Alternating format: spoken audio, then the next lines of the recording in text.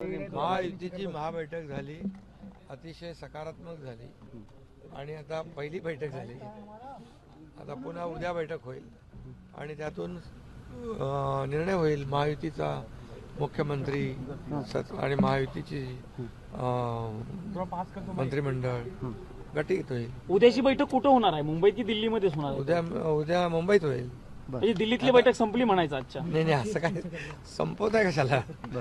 पण बैठक सकारात्मक झाली आणि काल तर मी माझी भूमिका स्पष्ट केली.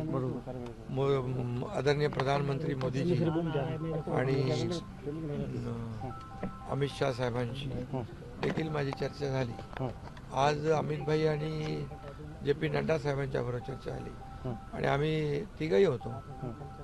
मी होतो, देवेंद्रजी होते, अजितदादा होते. बैठक अतिशय सकारात्मक झालेली आहे आणि पुन्हा उद्याही बैठक होईल. तुम्ही आजच्या बैठकीत चर्चा काय झाली? म्हणजे चर्चा तुम्हाला सगळी मुख्यमंत्री पदाचा चेहरा मी अरे आमची भूमिका काल मी जाहीर केली की महायुतीच्या मुख्यमंत्री पदाच्या उमेदवाराला शिवसेनेचा पाठिंबा कालच मी दिलेला आहे. त्यामुळे तो डेडलॉक संपलेला आहे. आज निर्णय झाला नाही, आता ते त्यांचं विधानमंडळाचं नेता निवडीची बैठक होईल ना, त्यानंतर पुढची. तुम्ही साहेब पाऊण तास आधी जाऊन भेटला, तुमची वेगळी बैठक झाली. अमित शाह JP नड्डांनी तुमच्या स्वतंत्र बैठक झाली, त्यात काय चर्चा? अरे बाबा, असं काही नाही, ते वेगळी चर्चा काही नाही. असं सरकार स्थापनेवरच चर्चा झालेली आहे, अशी वेगळी काही चर्चा झाली नाही. अजित पवार आमच्यामध्ये पूर्णपणे समन्वय आहे, सकारात्मक आम्ही सगळे आहोत आणि आम्हाला राज्यातल्या जनतेने जे अतिशय क्लिअर कट मॅन्डेट दिलेले आहे त्यांचा आदर आम्ही करतोय आणि लवकरच सरकार स्थापन करू. अजितदादांची आणि फडणवीसांची स्वतंत्र बैठक सुरू झाली होती. त्यांची एक स्वतंत्र बैठक झाली कोणाची? तटकरेंच्या घरी. अजित पवार त्यांची काय, त्यांच्या पक्षाची बैठक झाली ना. दोन उपमुख्यमंत्र्यांची बैठक झाली. दोन उपमुख्यमंत्री ते आधी आले होते, मी आलो उशिरा आणि नाहीतर आमचे पण तिकडे झाले. शपथविधी कधी होईल साहेब? अरे बाबा, आता तुम्ही एकदम घाई कशाला करताय? आम्ही घाई नाही करत. 26 तारखेला पहिला कालावधी संपलाय म्हणून काही व्यवस्थित सगळं होईल. पहिला कार्यकाळ आता काळजी भाऊ मुख्यमंत्री मी आहे, सगळ्यांची काळजी घेतोय. तुम्ही काय मागणी केली साहेब? अरे बाबा, केंद्रात तुम्हाला मंत्रिपद दिलं जाणार की राज्यपाल पद तुमच्या पक्षाला मिळणार? सगळं तुम्हाला सविस्तर मी सांगेन. तरी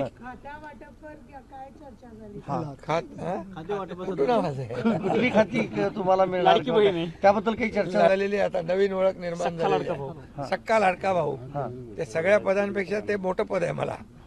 त्यामुळे खरं म्हणजे आमची चर्चा जी आहे किंबहुना आजची बैठक जी आहे ही बैठकीमध्ये अतिशय साधक बाधक चर्चा झाली आणि उद्याही आमची बैठक होईल आणि 1-2 दिवसामध्ये निर्णय होईल.